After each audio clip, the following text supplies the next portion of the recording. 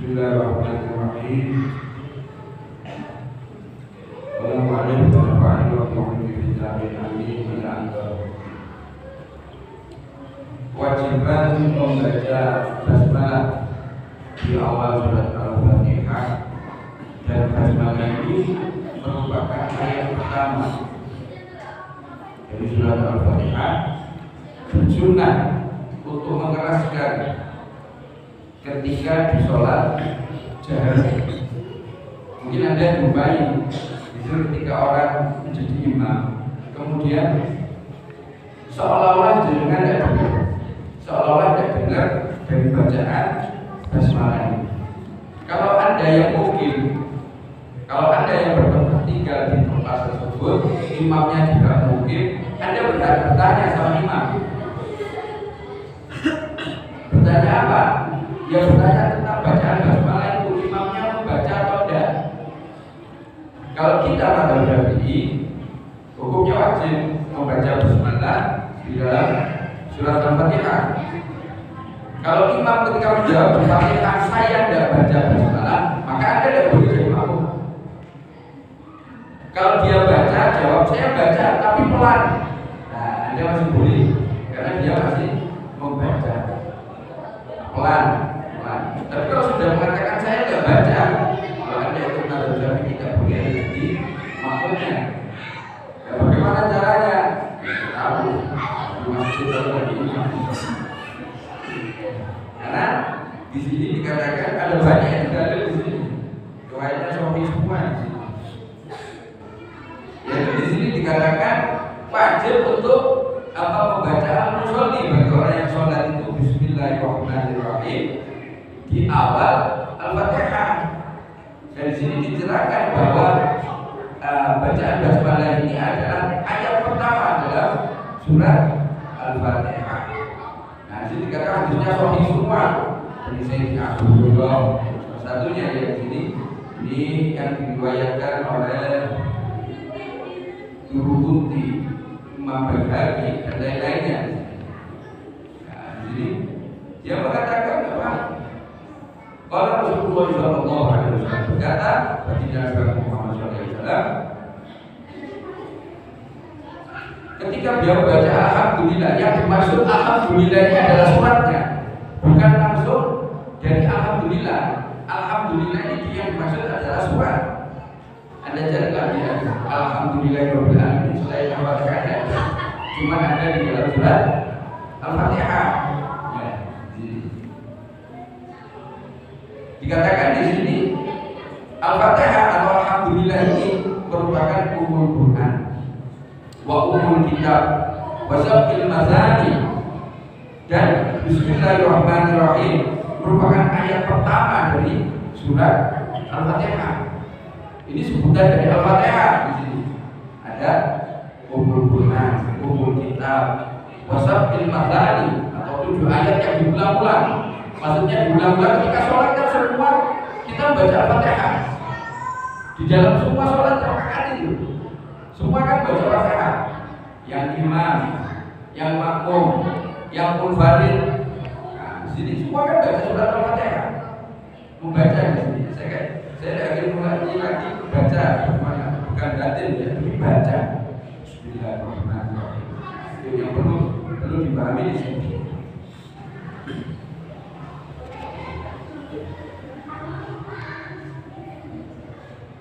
Di sini juga dikatakan riwayat daripada Ibnu Abbas.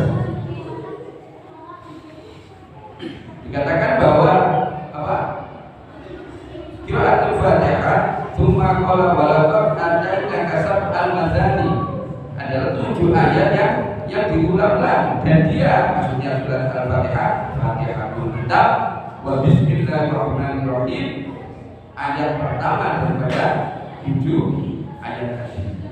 Jadi bagian, coba kalau Anda percaya, Anda buka Al-Quran setelah bismillah di dalam surat Al-Fatihah yang awal ya, itu mesti ada 1 di belakang. Ada 1, berarti itu menunjukkan apa? Bismillahirrahmanirrahim itu ayat pertama di dalam surat Al-Fatihah. Coba dilihat. Nah, makanya ketika di tempat kita atau kita punya masjid itu, di lingkungan kita masjid, kemudian imamnya Anda tidak dengar, nah itu boleh Anda bertanya sama imamnya, Imam, kamu tadi baca Fatihah, baca Bismillah apa enggak? Saya kok nggak dengar. Kalau dia jawab saya nggak baca, maka dia tidak boleh jadi makmum.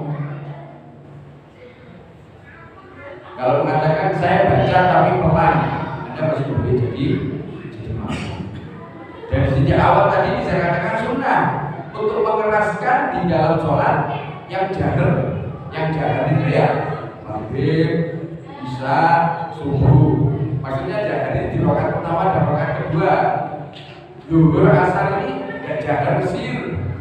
Dulu saya punya teman yang ya tidak tahu, mungkin awal belajar atau mungkin bagaimana belajarnya, tanya sama guru saya. Dan itu menjadi pada saat itu ya saya dengar juga bingung memberikan jawaban gitu. Pertanyaannya seperti ini, kenapa sholat zuhur sama sholat asar kok gak dibaca keras? Dan dulu saya punya teman seperti itu, tanya sama guru saya. Ketika saya dengar guru saya pikir, apa ya jawabannya? Ayo, apa ya keras ya? Ternyata jawabannya mohon maaf simpel, tapi kalau saya nggak ngerti ya nggak akan tahu. Dan jawabannya ini masya Allah luar biasa. Apa? Karena Rasul Muhammad SAW melakukannya seperti itu. Banyak riwayat Nabi Muhammad ketika zuhur sama asar ini sirnya maksudnya ini pelan, tidak jahar ketika seperti sholat maghrib, sholat isya, sholat subuh. Karena ada 2 rakaat di pertama dan kedua ini Fatihah dan suratnya dibaca keras. Taruhlah seandainya mungkin kita ini jamaah umumnya ini sudah selesai, kemudian kita terakhir sudah agak kemana jamaah ya, bukan masbuk. Kalau masbuk itu masih kemana jamaah ini tidak dapat jamaah karena sudah selesai, masih ada orang yang sholat, mungkin yang sholat ini masbuk. Nah kemudian kita ikut, ternyata dia pak sholat taruhlah sholat maghrib, dia masih baru 1 rakaat, berarti kurang 2 rakaat. Harusnya kan yang kedua jalan. Orang ini tidak jalan, bagaimana? Tidak apa-apa. Oh saya pernah sama abah saya pernah, ini betul saya. Ketika saya masih kecil itu, ya ada usia, kalau salah berumur antara kelas 2 SD kalau salah. Saya sholat itu habis beli kaset, zaman dulu ada kaset musik gitu. Nah itu saya pulang dari beli itu, waktu maghrib kemudian abah saya itu ngajak mampir di masjid itu dekat rumah itu. Yang pernah ke sana waktu Pak Rahman bukannya dan dia sudah jalan yang buat sholat Jumat. Nah sholat di sana, sholat saya jadi makmum. Sampai saya itu Fatihahnya nggak keras nih, nggak keras. Ada yang ikut beberapa ini. Cuman kalau tidak salah seingat saya ini yang ikutin ragu-ragu. Akhirnya dia sholat lagi. Kenapa ya? Tidak tahu ya, mungkin ragu-ragu ya. Nah, mungkin dianggap ya mungkin nggak sah. Karena biasanya jahar ini tidak jahar, bukan, tidak apa-apa. Meskipun tidak jahar, tapi umumnya Rasulullah mencontohkan seperti itu jahar. Ketika zuhur sama asar, ya sudah sih. Kalau zuhur sama asar jahar, batal sholatnya tidak batal. Cuman kan orang itu ada keluar dari kebiasaan. Kebiasaannya kan yang diajarkan Muhammad SAW seperti itu. Zuhur sama asar, apa sih pelan. Jadi kok zuhur Bismillahirrahmanirrahim. Nah, kalau lupa ya apa-apa. Tapi kalau sekali, kalau terusan ya dilihat biasa itu jangan diteruskan. Nah, itu nanti salah kaprah karena sudah kebiasaan apa? Pasif, kalau kebiasaan jahil ya gajah.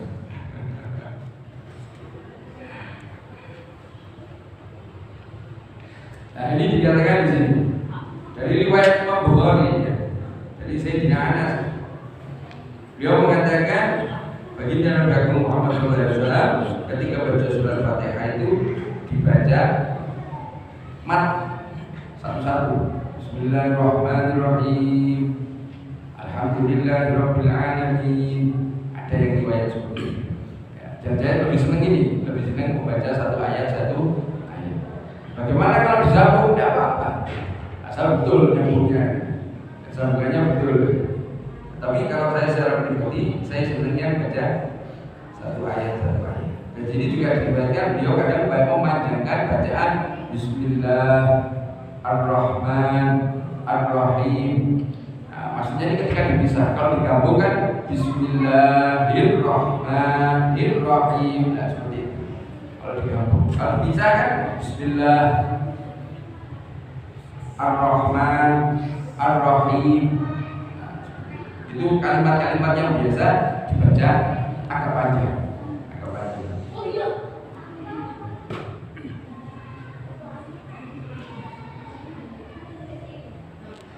Nah, di sini juga ada riwayat dari Ummu Salamah, Ummahatul Mukminin radhiyallahu ta'ala anha. Beliau mengatakan bahwa Rasulullah Muhammad SAW ketika mengawali beliau sholat itu membaca Bismillahirrahmanirrahim dan dilanjutkan per ayat. Ini ada riwayat juga ini. Jadi ketika jenengan melaksanakan membaca Al-Fatihah satu ayat per ayat ini, Anda sudah melakukan satu kesunahan dan masih banyak lagi kesunahan dan kita harus tahu. Maksudnya di sini yang dimaksud harus tahu dari huruf-huruf, dari panjang pendeknya, dari letak tasdidnya, itu kita harus tahu. Harus tahu, jangan asal saja. Bahaya itu di sini. Karena apa? Fatihah itu merupakan rukun di dalam sholat. Ya harus kita pelajari ini. Nah, untuk awalan mungkin ya kita kalau sering-sering membaca dengan melihat dan kita mempelajari contoh mana yang panjang, mana yang pendek, mana yang ada tasdidnya. Terutama yang perlu diperhatikan itu adalah bacaan huruf ain sama alif atau hamzah. Tidak sama. Nah, salah satu contoh di sini di ayat kedua itu Alhamdulillahirabbil alamin. Jangan Alhamdulillahirabbil alamin. Jadi hamzah itu berubah maknanya. Berusaha supaya tenang. Jangan ada mengatakan ya aku ini. Nah kalau Anda mengatakan seperti ini ketika besok di hadapan Allah Subhanahu wa Ta'ala ditunjukkan harusnya kamu bacanya seperti ini buktinya. Kita bingung sudah. Jadi kita akan merasa sangat bahasanya getulnya luar biasa. Ya memang orang mengatakan menyesal pasti digunakan memang. Cuma ya sini kita harus belajar terus. Kewajiban kita kalau ilmu fardhu ala kulli muslimin, wajib di sini kita belajar. Wajibnya di sini untuk keselamatan kita. Jangan kita mengatakan wes, yo saya seperti ini, tidak bisa. Itu yang bicara bukan diri Anda, fitrahnya manusia, tapi yang bicara adalah nafsu. Kenapa Allah sudah mengatakan inna nafsala ammarotin bisu, nafsu itu ngajak kepada su, termasuk malas, rasa-rasa, ogah-ogahan, itu nafsu. Tapi Allah mengatakan illa kecuali ma rahimah rabbi, apa-apa yang dirahmati oleh Allah, termasuk ketika diri kita, nafsu kita dirahmati oleh Allah, maka akan nafsu ini akan mengarah kepada kebaikan. Contohnya kayak kita saat ini, nafsu kita insya Allah dirahmati oleh Allah. Kita mau duduk di sini, meskipun kita dalam keadaan terpaksa, nggak nyaman, kodek mari-mari dan lain sebagainya. Tapi Anda buktinya duduk di sini kok, berarti Anda dirahmati oleh Allah, ditakdir, diberikan taufik untuk duduk di sini meskipun mohon maaf bahasanya gundel. Nah, ini perlu sangat perlu. Kita harus tahu yang pertama, kita bahas masalah sholat. Yang poin pertama dan harus kita pahami adalah apa itu rukun sholat. Harus tahu dulu. Kalau saya lupa, saya tak lama dulu. Sebenarnya Pak, itu saya pernah mengingatkan masalah rukun sholat ada 17 kalau tidak salah. Nanti insya Allah minggu depan coba kita ulangi lagi, kita buka. Saya khawatir di antara kita ada yang tidak ngerti masalah rukun sholat. Ini bahaya. Malah tidak ngerti bahwa rukun sholat itu malah bahaya. Yang pokok-pokok malah tidak tahu. Ini sangat berbahaya. Kenapa? Khawatir tidak terlaksana, terus pakai dalil tidak tahu, nggak bisa. Oh, kita sudah diingatkan kok. Bahkan 14 abad yang lalu. Jawabnya kalau berdiri dari anak kulit muslim ini kan sudah lama. Kita diingatkan kok. Kenapa kita tidak belajar? Harus kita belajar, harus. Makanya fardhu dikatakan di situ. Kewajiban yang mana kewajiban itu untuk masalahnya kita, untuk keselamatan kita, bukan untuk beban kita, bukan untuk jadi beban. Kalau Anda merasa beban, ya tidak masalah, sampaikan kepada Allah.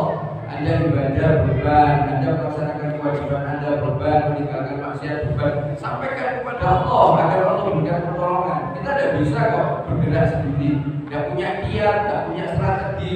Buktinya apa? Ada kalimat la haula wala quwwata illa billah di situ. Kecuali mendapatkan apa ya? Dari Allah pertolongan, bantuan, taufik, rahmat. Anda duduk di sini, kita duduk di sini dari tadi kita melaksanakan sholat maghrib, zikir bersama, sholat sunnah, dilanjutkan apa? Takbir, nanti sholat isya berjamaah. Aktivitas seperti ini yang nilainya insya Allah semoga menjadi amal soleh bagi kita yang dikabul oleh Allah. Itu Allah yang bantu kita, bukan ikhtiar kita, bukan usaha kita. Allah takdir kok kita ini. Kalau Anda tidak percaya, coba lingkungan sekitar kita. Ada banyak yang Allah tidak pilih untuk bisa duduk di sini. Banyak melakukan satu perkara yang nilainya mohon maaf dan kutip sia-sia, hanya kepuasan belaka. Hanya sia-sia, kepuasan belaka. Kepuasan yang saya maksud ini untuk hanya nafsunya, keinginan yang sesaat. Ya, kalau yang kita lakukan ini insya Allah untuk kepentingan dunia kita, untuk kepentingan akhirat, lebih kepentingan akhirat kita. Kalau percaya kemarin ya, sedikit 5 menit sudah masuk lagi sedikit. Kemarin saya berbicara dengan salah satu pakar kesehatan, salah seorang dokter, meskipun dia awal. Saya berbicara banyak lebar, ternyata dan saya simpulkan di sini. Kalau Anda masih baca Roti Berhadat, di dalam pembukaan Roti Berhadat halaman 5, ini ada salah satu ayatnya Allah, dan ini janjinya Allah. Dikatakan, alladzina amanu wa tatma'innu qulubuhum bidzikrillah, ala bidzikrillah tatma'innul qulub. Ini obat untuk semua penyakit. Waktu itu saya ngobrol, ada seorang yang mengalami penyakit kena jantung. Ternyata di situ tubuh merespon ada satu proses, dan ternyata juga ada ketika berdasarkan satu peristiwa tubuh ini tidak perlu proses, langsung merasakan jantung. Saya tanya, kok bisa seperti itu? Ternyata salah satu penjelasannya dalam tubuh kita. Tubuh kita ini tersusun dari triliunan sel-sel, yang mana setiap sel ini ada mempunyai satu kemampuan untuk merekam. Merekam apa? Ya aktivitas. Ada yang sifatnya ketakutan, ada sifatnya bahagia, ada sifatnya yang menyakiti, ada sifatnya yang menyembuhkan. Ini direkam oleh tingkat sel di sini. Dan salah satu kalimat dari pakar kesehatan ini tadi mengatakan bahwa ketika di dalam tubuh kita, tingkat sel kita merekam banyak memori kebahagiaan, kesenangan, kesembuhan, itu penyakit yang datang tidak mempan. Kenapa? Karena tubuhnya dominan merekam perkara ini. Guyonan saya, ini betul. Berarti duduknya kita di majelis bisa menjadi salah satu sebab kita menjadi sehat. Ini 501 mesti punya dokter. Coba tanya. Nanti kalau ada yang percaya, nanti saya kenalkan sama yang ajak saya jawab. Nanti beliau yang bisa menjelaskan secara fisiologis dari tubuh memang ada di situ kemampuan, dan ini Allah berikan. Ini bukan satu perkara yang remeh bagi saya ketika saya mendengarkan dari dulu, tapi penjelasan ilmiahnya baru kemarin saya mendapatkan. Alladzina amanu wa tatma'innu qulubuhum bi dzikrillah. Orang yang beriman hatinya tenang itu dengan zikir. Allah, ada kata Allah di sini. Dimaknai di sini hanya, berarti ada cara lain, cuma satu tok. Apa? Yaitu bi dzikrillah tatma'innul qulub, hanya dengan berzikir hati kita tenang. Keadaan kita tenang, masalah besar akan bisa terselesaikan. Hati kita kemerungsung. Tahu merungsung ya? Masalah kecil, masalah sepele jadi besar. Nah, ini sekilas saja.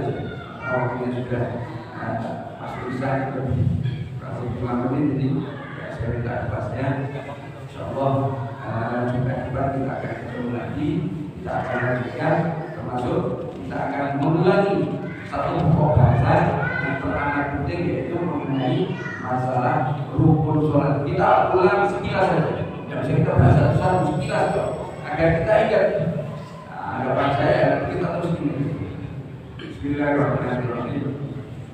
Ya alimas sirrina la tadhkir sirrana wa amina wa qanna wa kullana haitsu kunna ya rabbi ya alimal hal ilaika wajjahtu aman alaina bil iqbal wa kullana wasril bal ya rabbi ya rabbal arbab aku fakir ala bab hatta wal asbab muzalikan pada mama ya wasi'al judi juda al khairu khairu ma'inda alladhi rama balik birahmatik fil'ad ya mutijal khalqi dhurra ya musi'al kulli birra as'aluka as'ala sitra ala qabaih wal akhtar ya man yara sirra qalbi hasbi ilahuka hasbi fahru bi afrika dhanbi waslih qusudi wal a'mal Rabbi alaika dimadi kama ilaika istinadi sidqan wa aqsa muradi ridauka daimul hal ya Rabbi inni as'aluka al-'afwa anni wa lam yahid ila dhanni ya malikal mulki ya wal asku ilaika wa abki min syumi dhulmi wa ifki wa su'i fi'li wa tarki wa syawatil lil wal qal wa hubbi dunya damima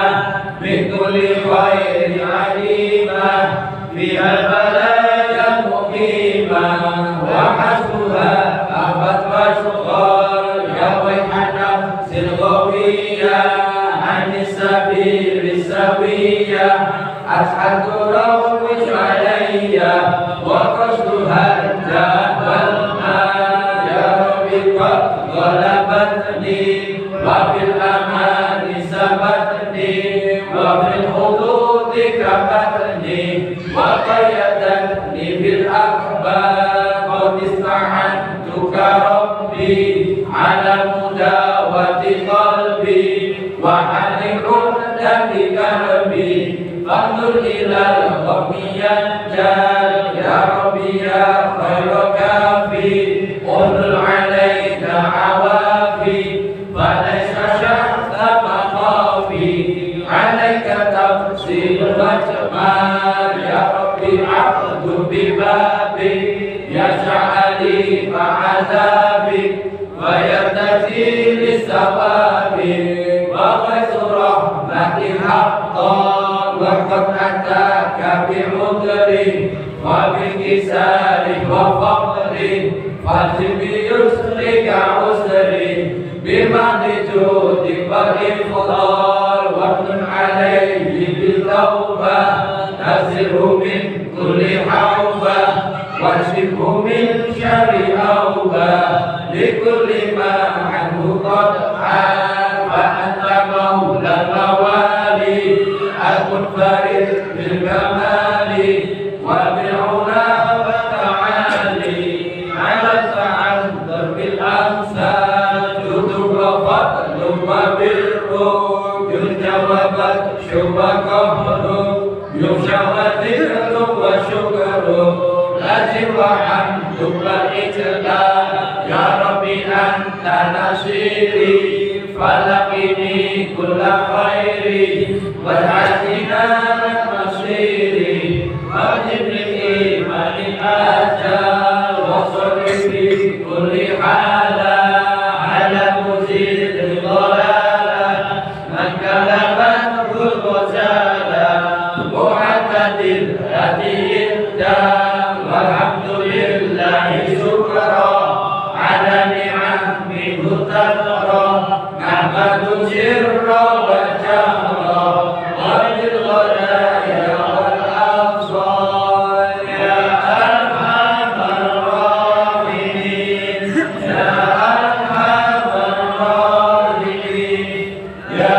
أرحم الراحمين فرج على المسلمين يا أرحم الراحمين يا أرحم الراحمين يا أرحم الراحمين فرج على المسلمين يا أرحم الراحمين يا أرحم الراحمين يا أرحم الراحمين فرج على المسلمين يا ربنا اعترفنا بأننا اغترفنا وأننا أسرفنا على لظى أشرفنا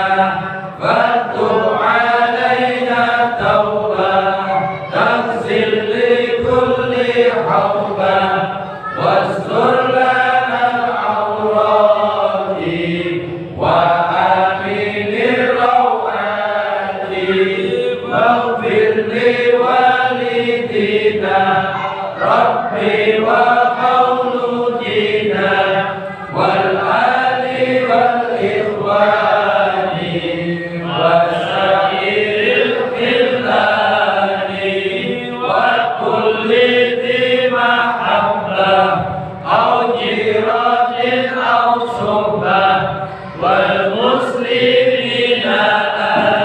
أجمعين آمين ربي اسمع فضلا وجودا منا لا باكتساب منا بالمصطفى رسولي نحظى بكل سهول صلى وسلم ربي عليه عند حبي وآله وصحبه عدد قصر الصحب والحمد لله في البدء والتناهي سبحانك اللهم وبحمدك لا اله الا انت استغفرك واتوب اليك سبحانك اللهم وبحمدك اشهد ان لا اله الا انت استغفرك واتوب اليك سبحانك اللهم وبحمدك اشهد ان لا اله الا انت استغفرك واتوب اليك alhamdulillah rabbil alamin. Hadirin rahimakumullah,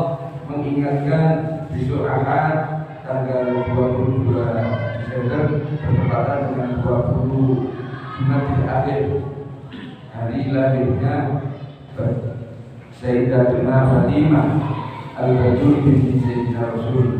Maksudnya oleh perempuan ya, kalau diingat-ingat tanggal tersebut merupakan hari lahirnya Sayyidatuna Fatimah Al-Batul binti Sayyidina Rasul.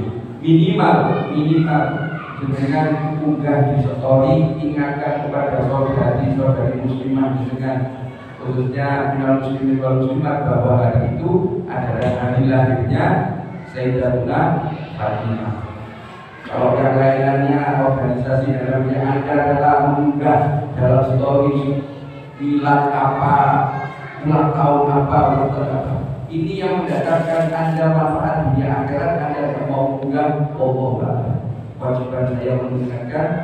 Dan Anda yang menjadi kepala rumah tangga, punya istri, punya anak perempuan, punya saudara perempuan, sampaikan kepada mereka bahwa besok 20 Jumat akhir adalah lahirnya Sayyidatuna Fatimah. Pemahaman Anda tentang Sayyidatuna Fatimah apa? Sampaikan kepada keluarga, khususnya yang perempuan, agar mereka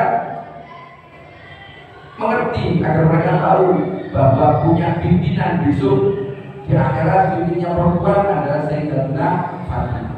Kalau kita kenal pemimpin kita banyak, pemimpin semuanya Nabi Muhammad SAW, awal sampai akhir pimpinannya Muhammad SAW. Nanti pemuda pemimpin Sayyidina Hasan dan Sayyidina Husain, pemimpin perempuan seluruh alam Sayyidatuna Fatimah. Singapura. Assalamualaikum warahmatullahi wabarakatuh.